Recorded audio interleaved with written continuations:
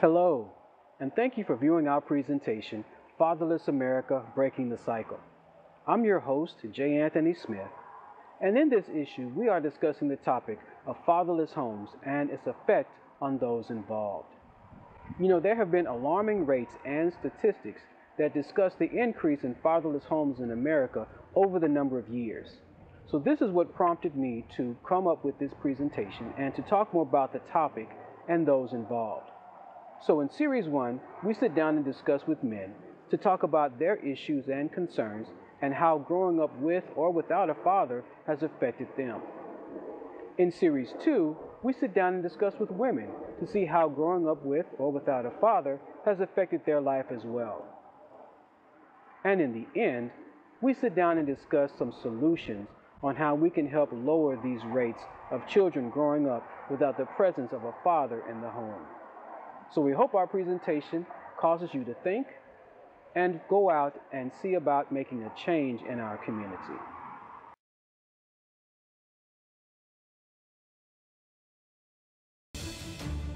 Father sets a foundation.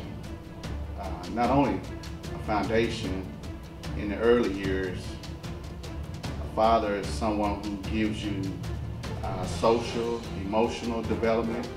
A father sets the tone. If the father's not present, the father is the priest of his household. A young lady's first love is her father. She first falls in love with her father, and that relationship that she has with her father determines how she will be in relationship with men for the rest of her life. A young man's first example of being a good husband and a good father is his own father. And without that, he has no idea how to treat women, including his mother.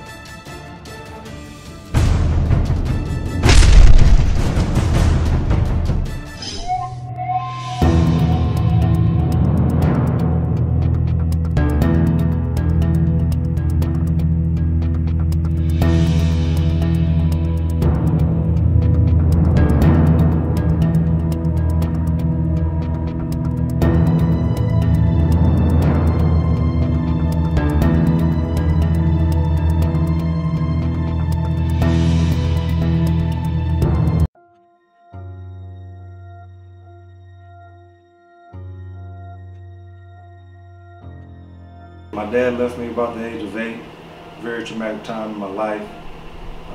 Just know the importance of a father being present in the home. Unfortunately, I didn't grow up with a father in the home. Mom and my actual biological father divorced when I was 9 months old. And so it was just me and my mom until I was about 13 years old. Yes, I grew up with a father in the home. That's one of the best things about my home. My mom left early, but I ended up having a father. Yes, I did. Yes, I did. All the way up to I graduated high school, I lived with my father. I did. I grew up in a two-parent household.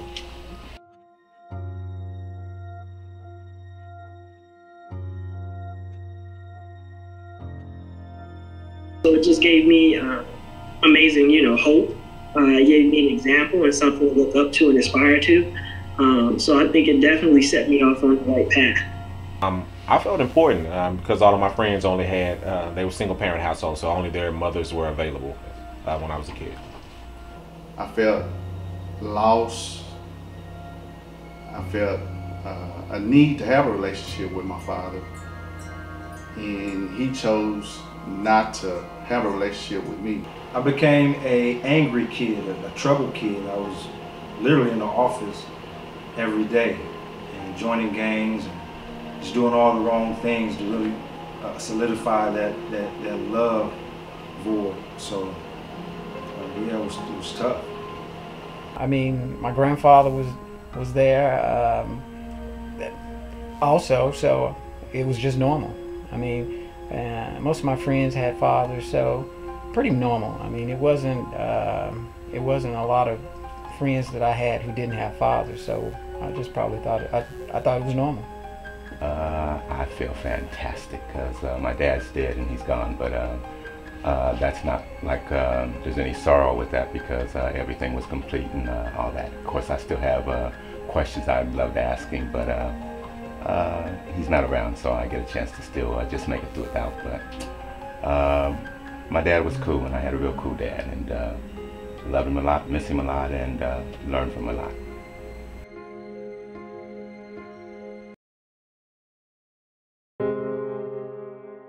Yes, my grandfather, he took over. I started living with my grandparents around 7th grade, more like 8th grade, and grandfather was a pastor. He also was an entrepreneur, so he owned his own lawn service, and that would keep me out of trouble. My uncle Al, he was an administrator in Flint, Michigan, very influential in my life. I can just remember how well he could articulate himself, the spirit he carried around with him. And also my spiritual father, Pat Magley, the founder of Heroes Camp in South Bend, Indiana, which caters to the fatherless and troubled youth. So he's my dad's best friend. Back when I was in the stroller, he would share stories with me. He was definitely there for me when I needed him and needed that fatherly advice. My stepfather, the early years, he was more of a father figure to me. And then, under circumstances, bad marriage, drug use, unemployment, that created a situation where he wasn't a good father figure, but he was there in the house. My mom remarried, so I did have a stepfather through the high school years, and and they're actually still married to this day. Well, my stepfather and I, let's just say he's a different guy. For anyone that knows my stepdad, he's definitely a different dude.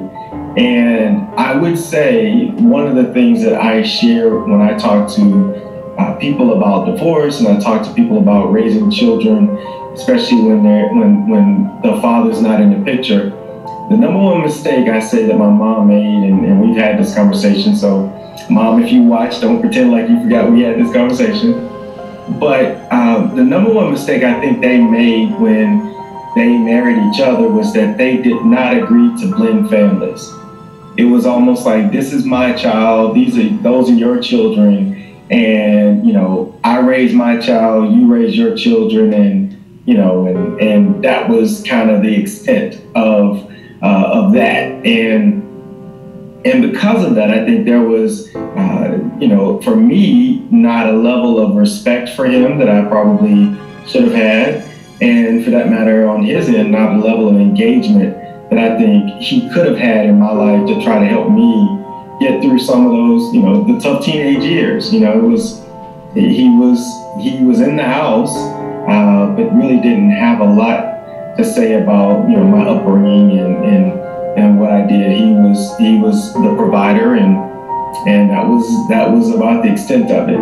Now, as I've gotten older, I can tell you the turning point was really when I was 21 and I was in the process of buying my first home.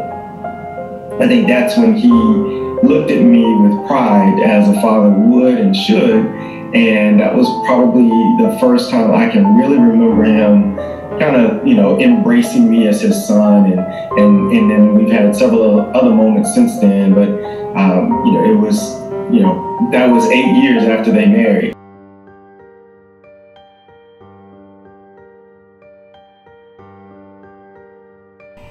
I had a great relationship with my father, so some of my best memories are us going, from Chicago, going out to Navy Pier. Going up top of the Ferris wheel, doing the Taste of Chicago in the zoo, going to White Sox games. So I had a great relationship with my father. I didn't have a relationship with my biological father. Unfortunately, he chose not to be a father.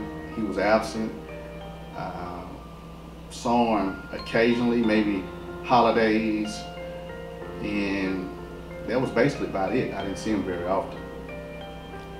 My dad was the breadwinner, so he worked a lot.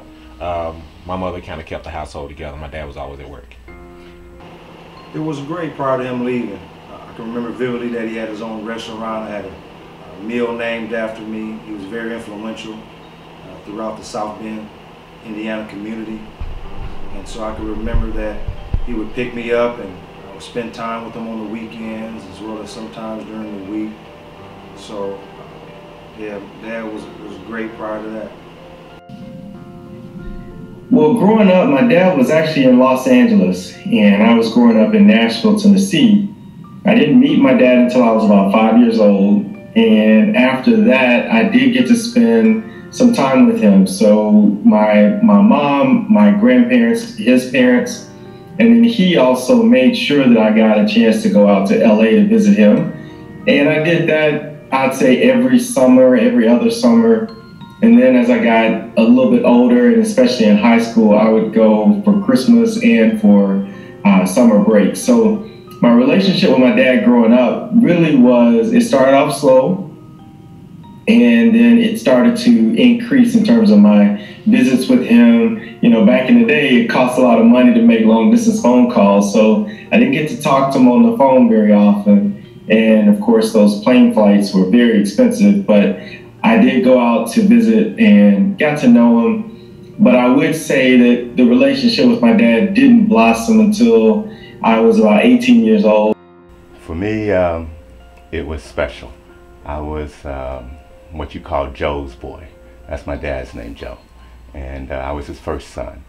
So my mom left my dad with 4 kids when he was about 28, 29 years old. So I got to grow up with the father versus growing up with my mom. And my dad remarried, so I had a stepmom, but I always had my dad there. And as I got older, I realized that that was one of the greatest gifts, because I could have been one of the kids who grew up without a father. And my father was always there. He worked a whole bunch, but he always found time to be there and be a good dad. It was personal. I mean, I saw him every day. He was always, got in about 5 o'clock every day, and we would sit down, and we all sat down and ate most of the time. So we always talked. Had good conversations, mainly about sports and news, but we did talk at least every day, most of the time when he was at home.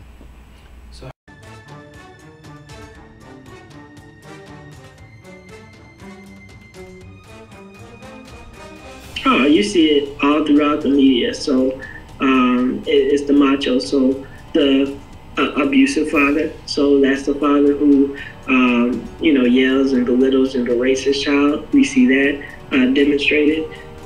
Or the absent father. So many situations or many shows, it's always, the child, or when you hear the news, well, this person came from a fatherless home, or these children came from a fatherless home.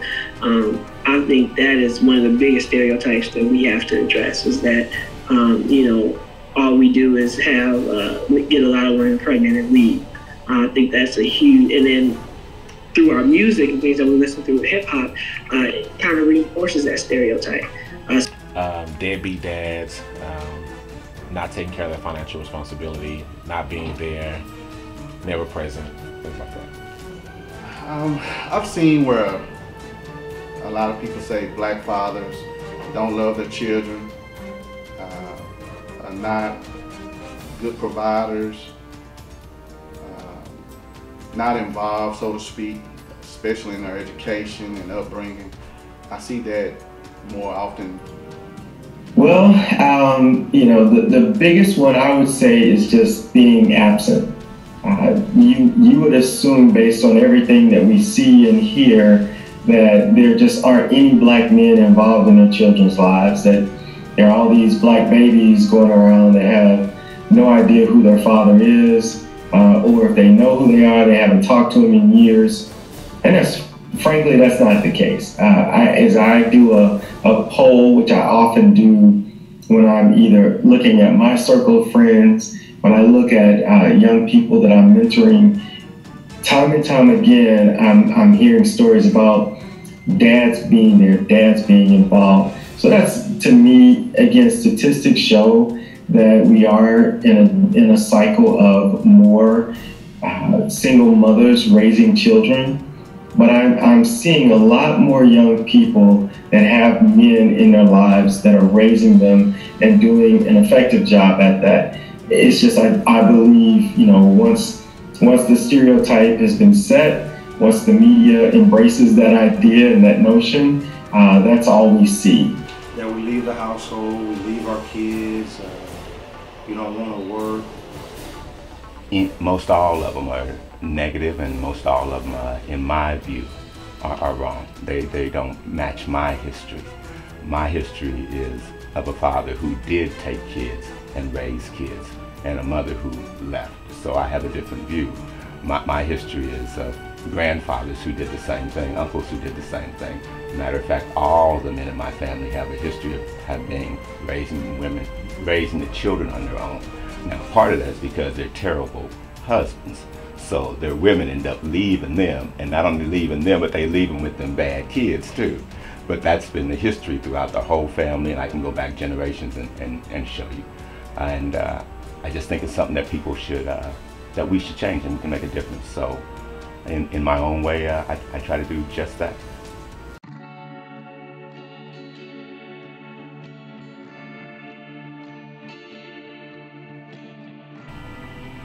So actually, that's my story because I was a teen father. So I actually had my first child, Isaiah, when I was 16 years old, so a junior in high school. And like I say, growing up with my dad and having to come to him and explain to him that I was having a child as a teenager, I still remember the conversation. And he sat me down and he said, "Look, I'll support you. You're my son. I'll take care of you. But at the end of the day, this is a decision that you made as a man, so you must take care of your responsibility as a man." And so he, helped me to get a job so that I would be able to provide for my son. He encouraged me to make decisions that weren't absent of my son. So, it wasn't you're going away to school. It's how do you figure out to complete school, to complete college, to start to make a career so that you can take care of your son. And so I appreciate him tremendously because I've had friends who in that same situation didn't necessarily step up to the role. I became a father at an early age, at the age of 17. And at 17, I knew it was bigger than me, basically, meaning I had someone else I had to be responsible for. My wife, so I married young and ultimately divorced after almost about 5 years. And then I got married again, and about 2 years into our marriage, we had our son. His name is Matthew. So I'm an older father. I like to joke about the fact that I'm typically the oldest dad in the stands or picking him up from school. But yeah, 8 years ago I had my one and only child, and he is the joy of my life. I look at him. I've been spending the afternoon with him today and just enjoy spending time with him, enjoy watching him grow and mature. So it's been a lot of fun. My sophomore year in college, my daughter was conceived, Demetria Kilgore, and she plays volleyball and basketball, and she is definitely a beautiful and highly intelligent individual and the joy of my life. So I really moved down to Dallas to be closer to her. I wanted to break that generational curse. Oh, at the age of 27, it was kind of reality had happened. Nervous, afraid, scared at the same time. I became a father October 14, 1989, Presbyterian Hospital, Dallas, Texas. Matthew Redmeyer was born.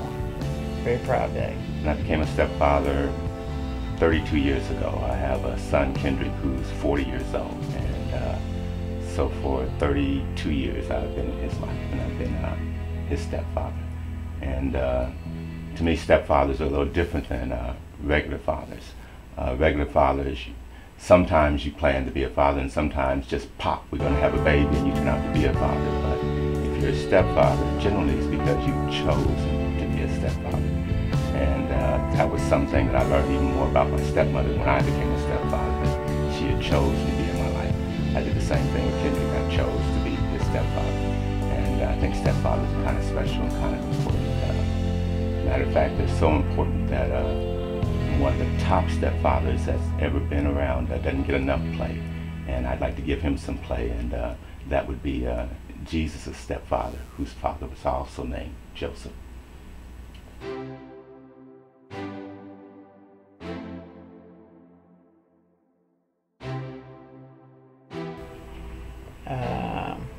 everything. As I said before, sole provider, support, encourager. It means everything. I mean, everything. Fatherhood means to me obligation, responsibility. In my situation, I think fatherhood is about creating a legacy. Fatherhood for me fatherhood to me means putting another's needs, wants, and aspirations ahead of your own. And what I mean by that is when I look at my boys, you can't be selfish. So it can't be me. You have to figure out how you set up your life so that it benefits them, so that they can have a better life than you had. I think that's what every father since the beginning of time has always wanted to do. They wanted to leave a better life for their children than they had. And then hopefully their children will leave a better life than they had, and so on and so forth. And that's how you build legacy. So to me, fatherhood is protecting, providing, and like I said, building a legacy and a foundation that they can build on. Father sets the tone. If the father's not present, the father is the priest of his household, he's the leader. That's how God made it. Not saying that he's the dictator or the authoritarian, but he's the one that has that relationship with God and receives his orders from God in order to be able to disperse that to the family. If the father's not present, things are out of order. Now our women are forced to be in that position, and fathers are definitely where our men learn how to be men, our young ladies learn how to be treated by a man, so they're very important. Breadwinner, provider, confidant, someone they can always depend on, someone that's always there. To me, fatherhood means everything. I've been blessed to experience a lot of things in life. I've accomplished some things that if you had asked me even 10 years ago, I would have never imagined that I would have accomplished those things. But to me, becoming a father is, and I believe always will be, the pinnacle of my life. Just, knowing that I now have an opportunity to mold and shape the next generation of little newborn men, and hopefully encourage him to make an impact on the world, just as I'm trying to. That just means so much to me. Fatherhood is about, not just creating a baby, but building a life that allows that child to really be successful in life. It's, not just providing money. And this does not mean that if you're not in the home that you can't be an amazing father, because you still will have time with that child. You dedicate that time to make sure that they understand who you are, what you are, and what it means to be a man and what it means to be a father. And I think those are the key ingredients that, to me, fatherhood is just, it's like no other. I mean, obviously, I'd be in big trouble if I didn't talk about motherhood being, kind of the pinnacle. But as a man, the only thing I can experience is being a father.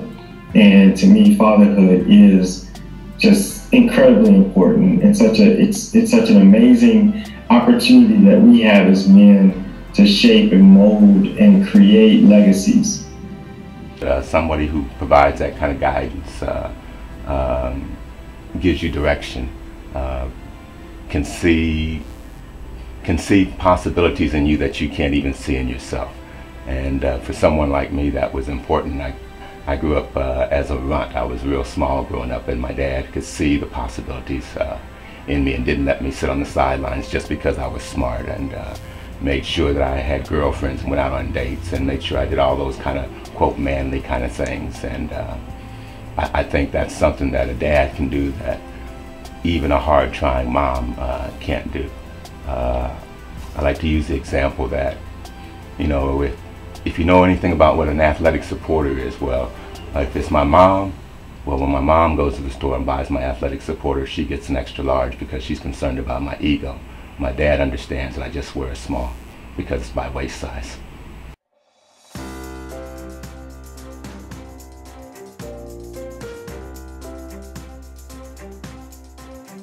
I love the fact that I've nurtured someone, given them, instilled values, good values,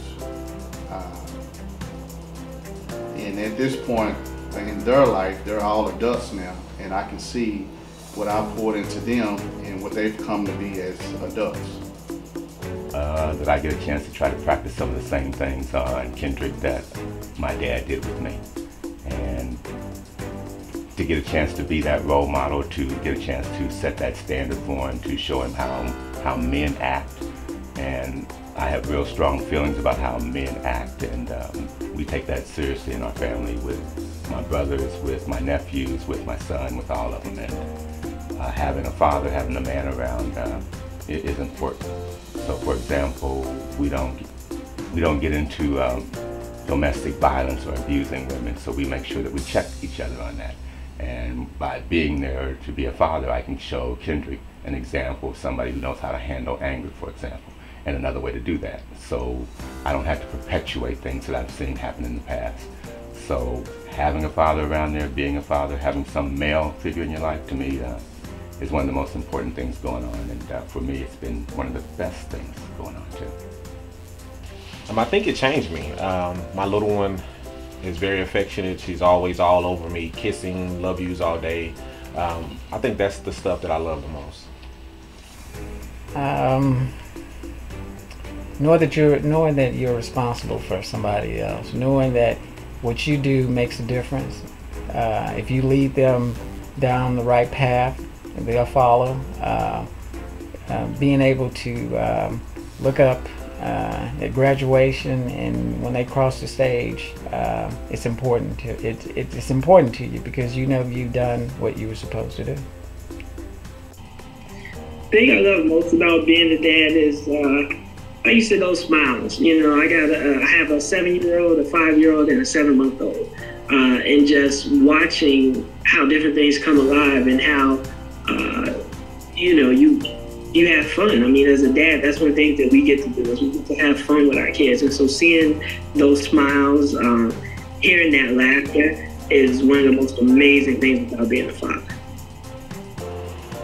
To hear my baby girl call me dad, and to hear her wanting to spend time with me and ask me how my day is going, and I'm able to interact with her, really see her grow into being a beautiful young lady. So it's great to see somebody that depends on you, who looks up to you, and who is actually looking for their identity from you.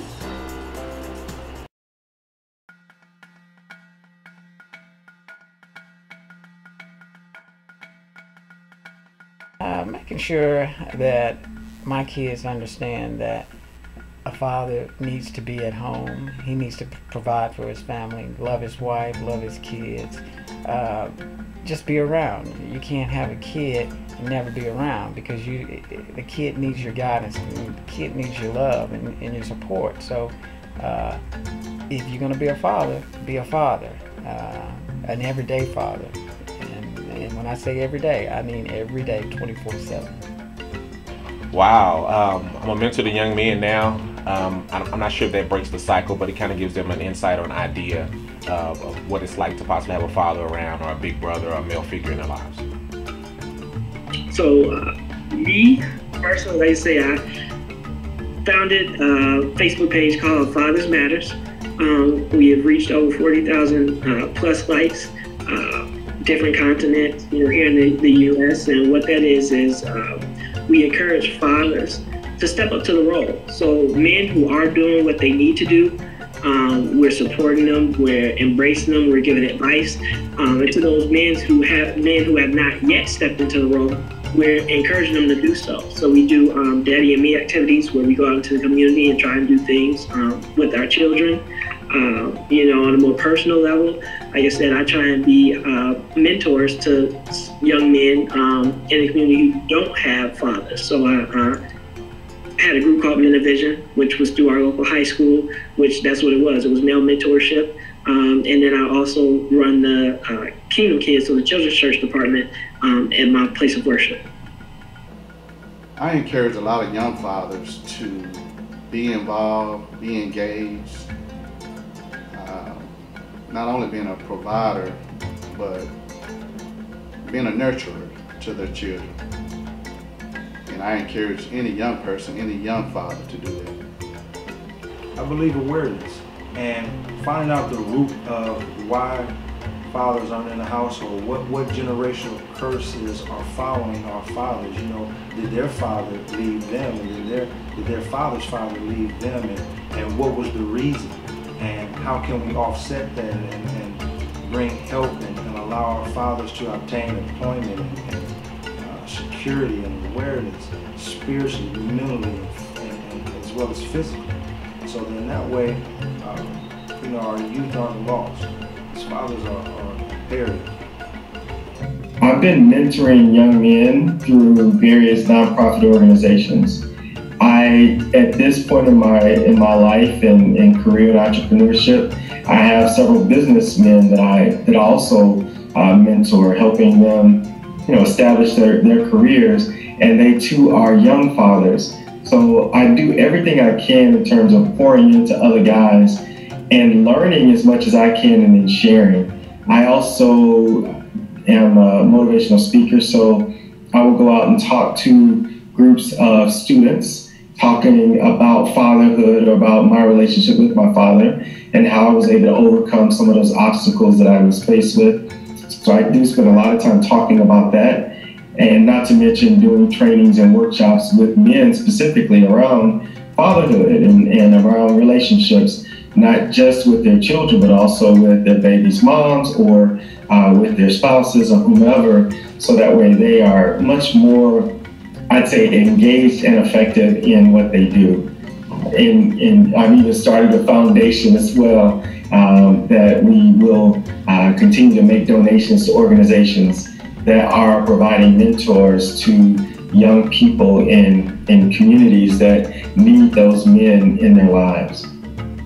One is I continue to push the idea that there should be safe sex and that people should practice safe sex. I'm not stupid or dumb or unrealistic to think that kids will necessarily abstain, even though I think that that may be their first choice. But I think sex gets to be a natural thing. So if you're going to naturally want to have sex, then maybe you need to do something to make sure that you only produce children when you're ready to produce children.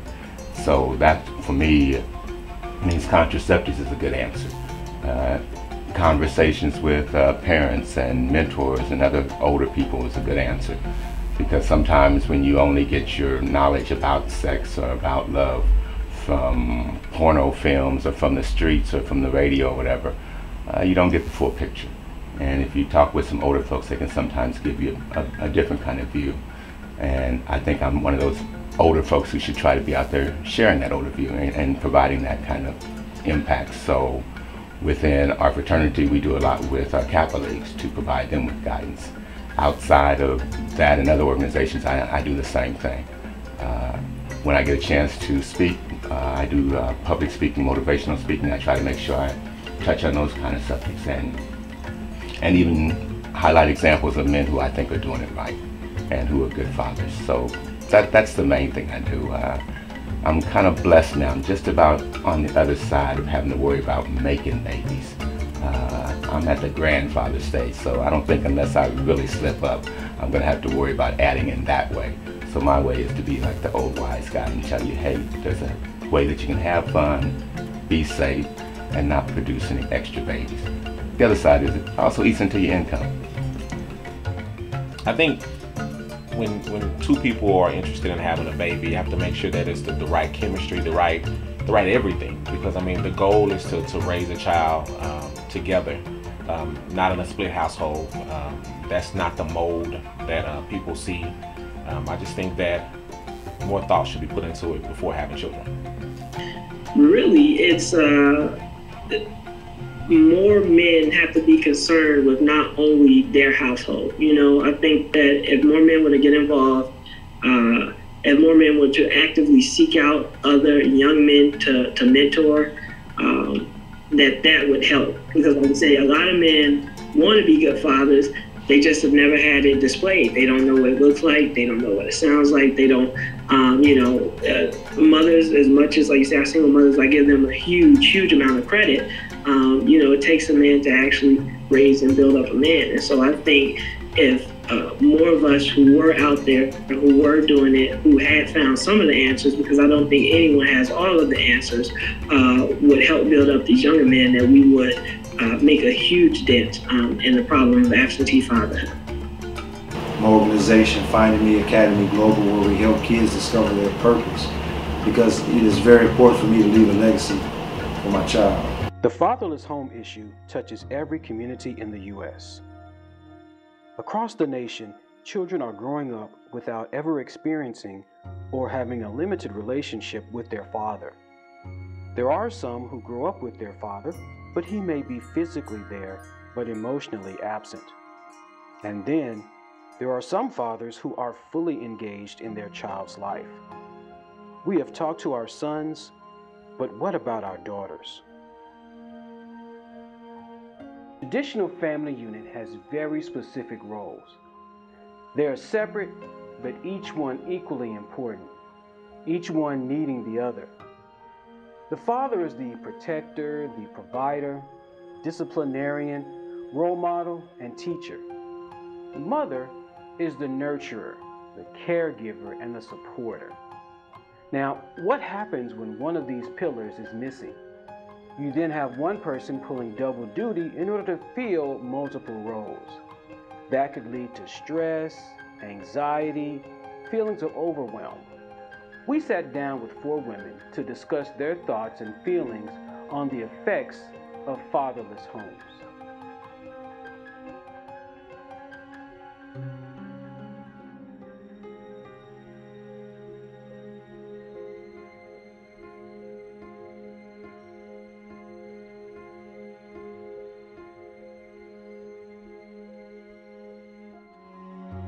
No, I didn't grow up with a father in the home.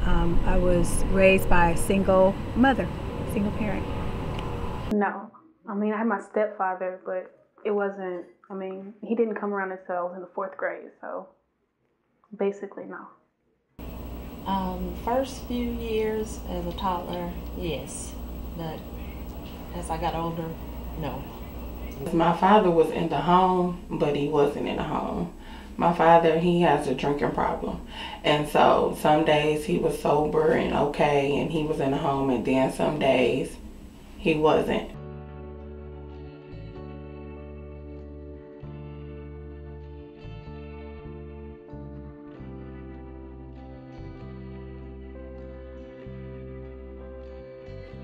It made me, at first I didn't realize that I was missing a father. I didn't realize that that's what I was needing, but at the time it made me feel like I was missing something, but I just didn't know what it was. Having him not around, I was always in a sad place in life. Going to school, other kids would talk about being with their fathers, and I didn't have that. I think at the time, I didn't think much of it. For me, I just thought, oh, I'm doing just fine. My mother was such an excellent single parent. She did such a good job of showing me love.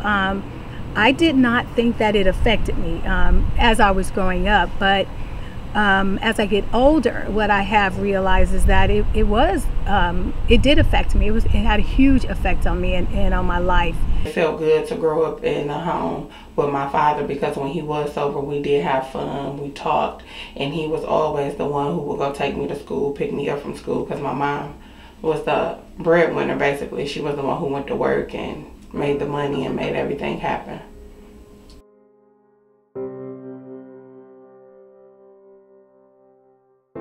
What I learned of love, as far as, how to love a man. I think that a girl's first love really is her father. When she has a father in the home, that's where she learns how to love a man. And by not having that male in my life growing up, I realized I never learned how to love a man, because I never saw what that looked like. I didn't know what it was supposed to look like, and how do you treat a man, and how should a man treat a woman. So in hindsight, it affected me a great deal. And I think I missed out on a lot by not having a father in the home. Well, as I'm older now, here I am, 27 years old, and I mean, it's kind of hard for me to accept the role of a male when in a relationship wise. I'm more so of the independent, the forceful, the dominant, the controller, when I'm supposed to be opposite. But because I wasn't raised with a father in the house, I was raised to see my mom that strong. I was raised to see my mom work 2 and 3 jobs. I wasn't raised to see my dad that way. And then when I did see my dad was actually sitting around. So that's the type of person or male that I was used to. But I mean, that's what I'm used to, but that's not what I like. So because I don't like it, I can't accept it. And I didn't understand, because it would days he would come and he would say, he would come pick up my brother. And when he would come pick up my brother, he would tell me to go inside and ask my mom if I can go. And when I would go ask my mom if I can go, she'll say, yeah, by the time I come outside, he gone. And it would happen so much to where I became used to it. So I would sit outside and I would look out the windows and wait for him to come time and time. And he would never come. And it was like, I got used to men rejecting me or declining me or standing me up. I got used to that only because that's what he did. I don't even really remember spending quality time with him. He and I hanging out, walking. May have been very few times or whatever, but as far as having the one-on-one, being with my dad, I didn't have that. And there were just small, minute things that I wanted to go to him to talk to him about, although I was always, close to him. I could talk to him about anything, but he just wasn't around for that quality.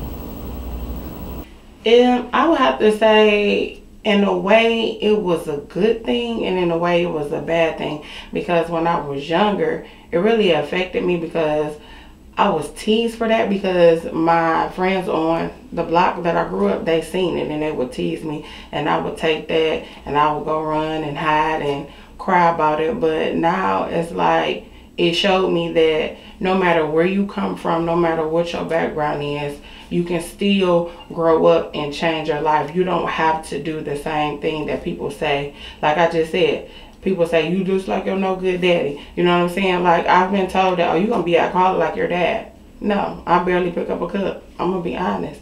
So I just feel like whatever your background is, even if it was negative or positive, you can still live and move on from that. You don't have to sit up there and just stick with it. Well, my dad was like this or my mom was like that, so I'm going to be like that. No, you can be the total opposite. I promise you, you can.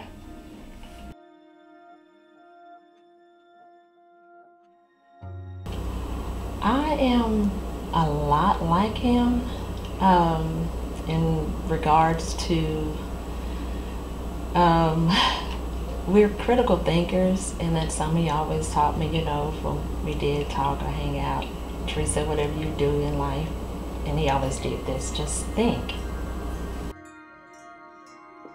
I don't know. I mean, I know my dad, but I don't know how we are. My mom say we're the same in ways, but we haven't just had our one-on-one.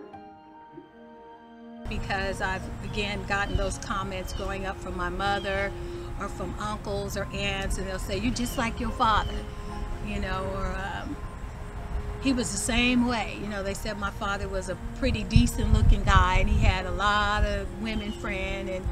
And when I was a lot younger, I tend to be a little promiscuous, and I had quite a few friends too. So my mother would say things, oh, you just like your father. So again, I'm not sure what those traits were, but yeah, I have heard that all my life as well. We like to give back. We like to help people. We'll give the person the clothes off our back if we could, and if they needed it.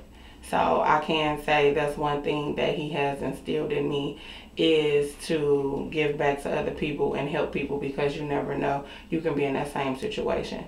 So the giving part, and also I would say the praying part. Like, I love to pray, and my dad does too.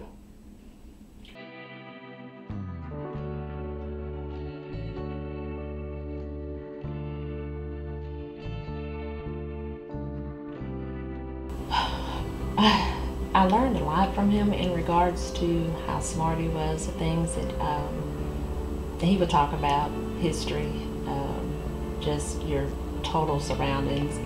My dad was a character. He could make you laugh and he wouldn't crack a smile.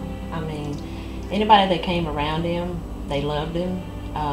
You just went right into him. I mean, he was a really cool guy, very cool, very soft-spoken. I never heard my dad raise his voice. I had seen him angry a couple of times, but he was so soft-spoken, but when you would hear him speak, you would feel him. His words were so impactful and powerful. Very cool, laid-back guy. Very cool. What I love most about having my father around is the fact that he was around, because I have a lot of different type of friends, and I can say maybe 65% of my friends don't have their father, or they didn't have their father in their life. So just to wake up every day in a household and have your dad there, whether he was sober or intoxicated, that was an important factor to me, because he was in a home. And when he was sober, he did help me and my mom out. And still to this day, he's still there and he still helps me to this day. So just to know that I have that fatherly love, despite what, him being an alcoholic, he's still there regardless. So that's what I like about it. I learned how to go fishing with my dad. I learned that from day one, I was my daddy's baby, because he would fight, make sure I was protected, even when it came down to my brother. And my brother was the baby, but compared to me, I was the baby. But as far as just learning, we learned a lot, but I still didn't learn enough. I didn't learn what I need to use in my everyday life. I only learned, stuff to keep me occupied.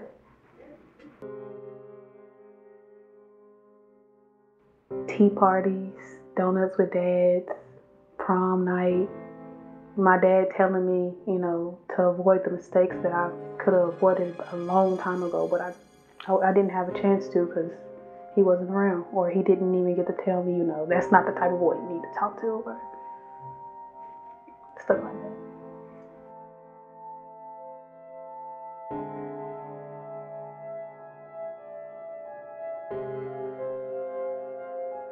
I had a host of uncles. I had a lot of uncles around. My mother was from a family of 11, and so there were 6 boys and 5 girls, and so I had a lot of uncles around, but they also had their own families.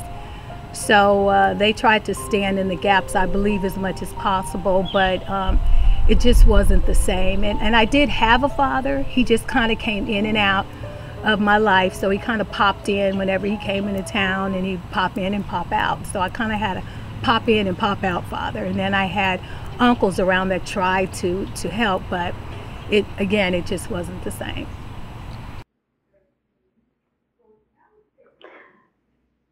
When you grow up with somebody that's not your dad, and you in different homes, and your stepdad, stepdads are not bad. It's just, if it's not yours, sometimes they just don't treat it right. And I don't know, the saying, if you want somebody to respect your stuff, you keep up with your own stuff. When it comes down to kids, it's the same way. And I don't know, stepdads they're not bad. He was just help for my mom. He wasn't really a stepdad. I mean, people along the way, my best friend's dad, and then one of the deacons at the church, they were, all I knew. I mean, not saying that was just what I had every day, but when it came down to it, to this day, I can still call my best friend's dad, but is he like a father to me? No, he's like a friend. Well, yes, his mother and my grandparents. My mother always worked, so I was either with my grandmother, my grandfather, where we lived, and when I went over to my dad's house, he lived with his mother, so when I was over there, that's pretty much who I was with, because my dad always had a party to go to, or, something to go do or whatever. He was not always there, although he and I would see each other in passing. I spent a lot of time with my grandparents.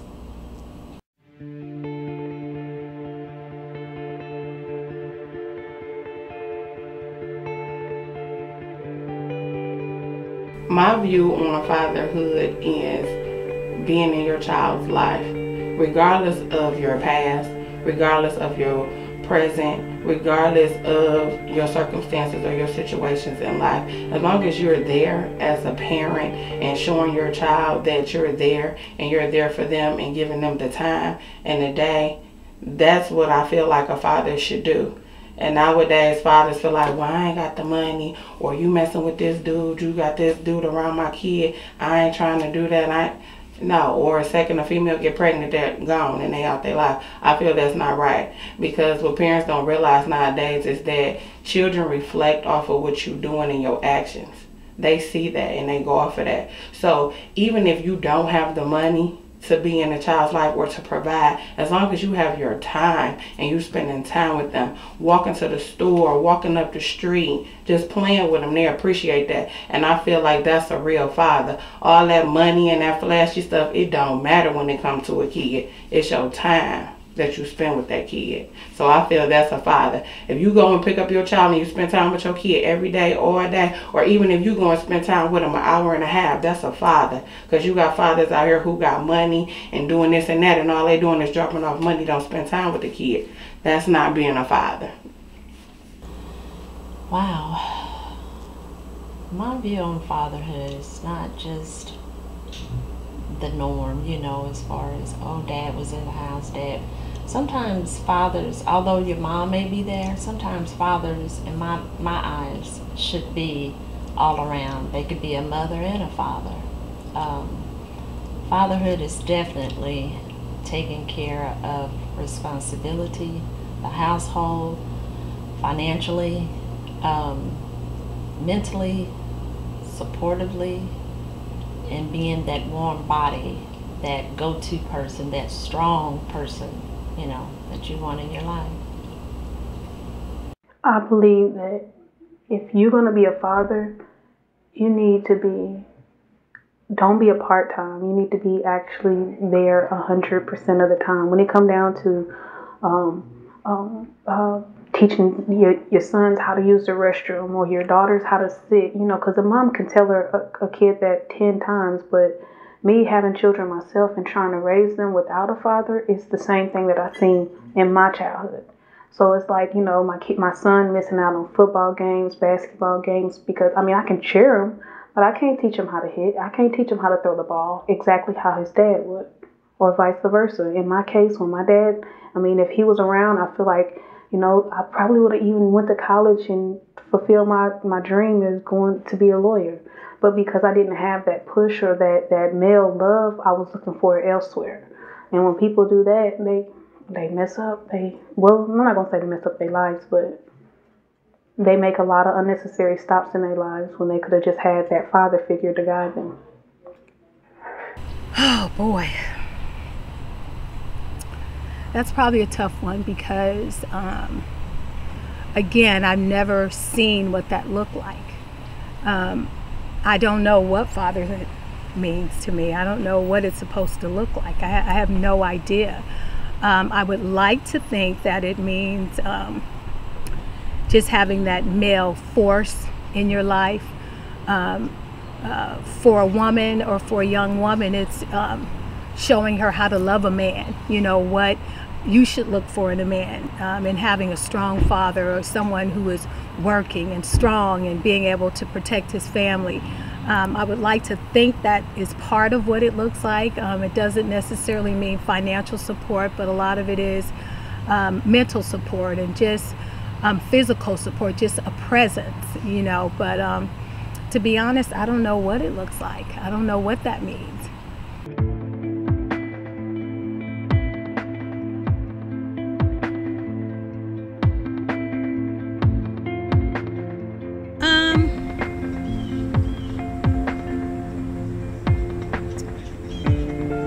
Lazy, no good, good for nothing. He's got babies all over the place. I was taught or told as a young woman my father was a Rolling Stone, you know, so wherever he laid his hat was his home. And so I heard that all my life. My father kind of just made a bunch of babies and kind of walked off and left them. So those are some of the things that I hear a lot of. Just irresponsible, they're lazy, and they don't take care of their kids, and they lay up on their baby's mama, and you know, things like that. And some of those stereotypes are true, some of those are, and some of those are not. You know, some black men are doing the best that they can with the cards that they've been dealt, and I kind of see that as I get older, but those are some of the things that I hear. You end up in jail, you're a stripper, you have kids at a young age, rebellious, runaways. Basically my background. Yeah, I know my daddy loved me. He told me, I mean, he apologized and told me sorry, you know, when we met back up. So I know he loved me. I just know that, I mean, what he told me recently, he said that he just didn't know how to raise a girl. And men, that's what men are using. That's the excuse that they're using nowadays. And I mean, at the end of the day, a girl is going to be a girl and a boy is going to be a boy, but it shouldn't be hard to differentiate the two. I mean, if you want to throw me a ball, I'm a girl, I'll try to catch it, or I might be a cheerleader. He told me that. He told me that, and he still tells me that to this day. My father has always been the one who always told me he loved me, he's proud of me. And so, like, he told me every day. He still tells me now. I'm 30 years old, he still tells me that. So, he tells me every day. He probably loved me the best way he knew how to love me, because he probably wasn't taught how to love a child himself, or he probably wasn't taught love. So I think he loved me to the best of his ability.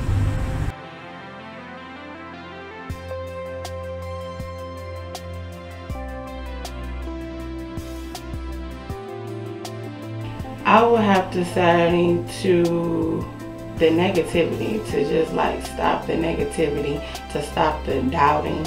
You know, if you were to get into it with your child's mother and she tell you you ain't no good, you this and you that, if you just constantly just go see your kid and spend time with your kid, you're fine. You can get over that. You know what I'm saying? But just to one person tell you, oh, you a no good daddy, or the fact that they tell you, oh, you gonna be like your no good daddy, and you just run with that for the rest of your life and be like, oh, well, my dad wasn't in my life, so I ain't gonna be in my kid's life. No, we have to stop that. That has to come to an end, because that is the biggest, worst excuse anybody could give for not being a father in their child's life. Well, my dad wasn't there, so I ain't had no daddy in my life. No. Spend time with your kid. They need you. You know, so we just need to stop that. Oh, well, since my dad wasn't in my life, I ain't gonna be in my kid's life. Oh, she over here and she moved on, so I ain't gonna be in my kid's life because she moved on and we ain't together no more. Come on, stop it. That is really affecting the kid, and the kids are acting out because of that. Oh, wow. You're talking about this. That's full right there. I think if more people were awarded, what can I say, opportunities. If men, and I'm going to speak on the level of black men, if they were afforded more opportunities, very equal, I think that alone would solve a lot of the problems that we're facing today with fathers not being in the home, some mothers not being in the home, but more so fathers. You know, it started way back when families were separated, and for whatever reason, that just didn't change, you know. And I would say a lot of trickery, a lot of mind control, you know, you've got drugs, everything went crazy. And once the black male was removed from the home, that power and that strength was broken. You know, anytime, to me, if for a man to feel less than a man, I look at it as being extremely hard. I can't tell you what that would feel like, you know, per se, from a male's perspective or whatever. But I could see that that would be very belittling, and it would make a person feel really low. Again, I would lean back on if they were awarded more opportunities, equal pay, you know.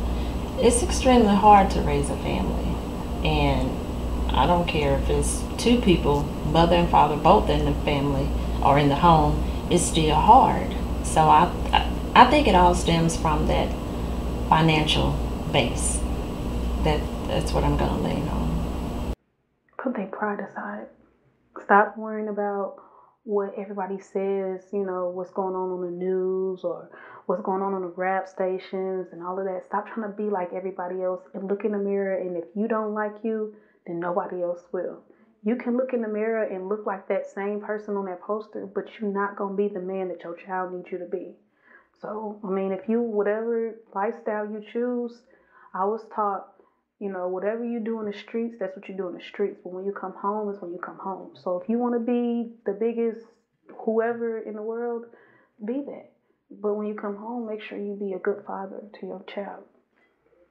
I think education is number one. There needs to be some sort of support system for the young black men or men of color, because that's who I'm concerned with. There needs to be some sort of support system in place so that other young men can teach other men, mentor young men on what it's like to be responsible, what it's like to have children, and what are your duties as a young man, whether it's being able to take care of your household or protect your household. I don't know. I think that education is number one, though, and then there definitely needs to be some sort of mentorship going on. I just don't know. I think that as women, we need to make better choices. We need to really think about the choices that we make when we choose to lay down with a man. You need to know, is this a man that is a good potential father? Not because he's nice looking or because he's got money or because you just love him. But you need to really think it through and make better choices in who you're gonna, have children with. I mean, really, we just need to make better choices. It's not just educating the men, it's educating the women, mentoring the men and mentoring the women. I mean, I believe those are some of the first steps that we can take. So here's my perspective on fatherhood. It's pretty simple. Number one is we have to change the patterns of the past. I don't care who you are. I don't care how perfect your family appeared to be. There are patterns that are negative and need to be broken. Each one of us must study ourselves, know ourselves, and determine what are those patterns that are going to be detrimental to the well-being of our family and our children, and we have to change those patterns. Then we have to create new patterns. We have to model new behaviors. What I know as a therapist, as a counselor, and studying psychology is that people do what they see you do, not what they hear you tell them to do. So you may say to your son or to your daughter, I want you to study hard, but they see you being lazy and sitting around and not having a full-time job. For whatever reason, I don't know. And I'm not here to really pinpoint that thing. But what my point is, they're going to do what they see you do. They're not going to do what you tell them to do. Modeling is crucial. And then I don't care how much we try, how hard we try, parenting, I believe, fatherhood is one of the hardest jobs on the planet. We're going to make mistakes. I know I have made mistakes. And when I make those mistakes, the thing I had to do, the thing that I'm learning to do even more, is to humble myself and to apologize. We have to apologize. When we make mistakes, we must apologize, make amends, and then continue on modeling the right type of behavior. And I don't care what type of upbringing, if you had a father, if you didn't have a father, we all can be better fathers. We can learn how to be better. And it starts with changing the negative patterns, modeling the new patterns that we want to develop, and learning that we're all going to make mistakes. We just need to own them, recognize them, and let people know that we're sorry for our wrong. So we've talked to our sons, and now we've heard from our daughters. And the common thread is dad needs to be there. So if you are a current dad or you desire to be one, you need to know exactly what it takes to be a successful parent. So if you need assistance on what to do or how to get back into your children's lives, there are many valuable resources, groups, and organizations that are willing to help you become a better dad. It's important, and our future depends on it.